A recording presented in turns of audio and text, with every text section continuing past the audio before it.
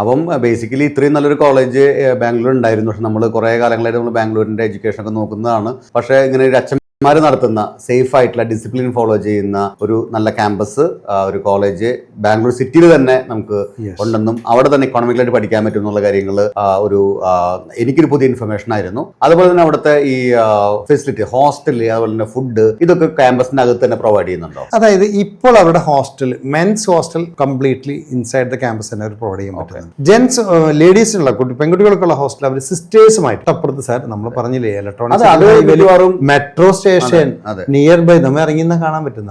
അപ്പൊ അവരുടെ സിസ്റ്റേഴ്സിന്റെ ഹോസ്റ്റൽസ് അവർ അച്ഛന്മാരായതുകൊണ്ട് തന്നെ സെപ്പറേറ്റ് വളരെ സേഫ് ആയിട്ട് തന്നെ സൗകര്യങ്ങളോടുകൂടി. അല്ല, അത് പലപ്പോഴും ഞാൻ ഈ ക്രിസ്ത്യൻ മാനേജ്മെന്റിന്റെ കോളേജുകളിൽ കണ്ടിട്ടുള്ളതാണ്. അവർ മിക്കവാറും ഈ പറഞ്ഞ ഗേൾസ് ഹോസ്റ്റല് ക്യാമ്പസ് തൊട്ട് പുറത്തായിരിക്കും. അത് സിസ്റ്റേഴ്സ് നടത്തുന്ന ഒരു കോൺസെപ്റ്റ് തന്നെയാണ്. അത് നമ്മുടെ കേരളത്തിലാണെങ്കിലും ഞാൻ അങ്ങനെ കണ്ടിട്ടുണ്ട്, ബാംഗ്ലൂരാണെങ്കിലും ഇങ്ങനെ ക്രൈസ്റ്റിന്റെ പോലെ എഞ്ചിനീയറിംഗ് കോളേജിലൊക്കെ അങ്ങനെ തന്നെയാണ് ചെയ്തിട്ടുള്ളത്. അപ്പൊ അതൊരു ആക്സെപ്റ്റഡ് സിസ്റ്റം തന്നെയാണ്, കുറച്ച് സേഫ് ആണ് കുട്ടികൾക്ക് ഈ പറയുന്ന സംഭവങ്ങളൊക്കെ ആയിട്ടുള്ളത്. അപ്പോൾ നമുക്ക് സേഫ് ആയിട്ട് ബോയ്സിനെ ആണെങ്കിലും ഗേൾസിനെ ആണെങ്കിലും ബാംഗ്ലൂർ പോലത്തെ വലിയൊരു സിറ്റിയിലെ അച്ഛന്മാരുടെയും സിസ്റ്റേഴ്സിന്റെയും കൺട്രോളിൽ നമുക്ക് വിട്ട് പഠിപ്പിക്കാൻ പറ്റുന്ന ഒരു സാഹചര്യം എന്നുള്ളത് വളരെ ഇൻട്രസ്റ്റിംഗ് ആയിട്ടുള്ള കാര്യമാണ്. അപ്പൊ എനിക്ക് തോന്നുന്നു ഇത് അറിയാത്ത കാരണം കുട്ടികൾ പലതും ഈ പറഞ്ഞ ബാംഗ്ലൂരിലേക്ക് ഈ കോളേജ് എത്തിപ്പെടാത്തത്.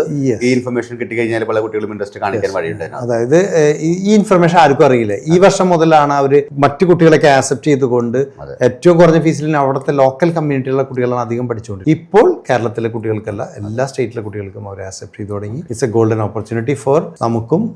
ബാംഗ്ലൂരിന്റെ പ്ലേസ്മെന്റ്സ്, സൗകര്യങ്ങളും എല്ലാം ആക്സെപ്റ്റബിൾ ആയിട്ടുള്ള ഒരു സ്ഥലം കൂടിയിട്ടാണ്.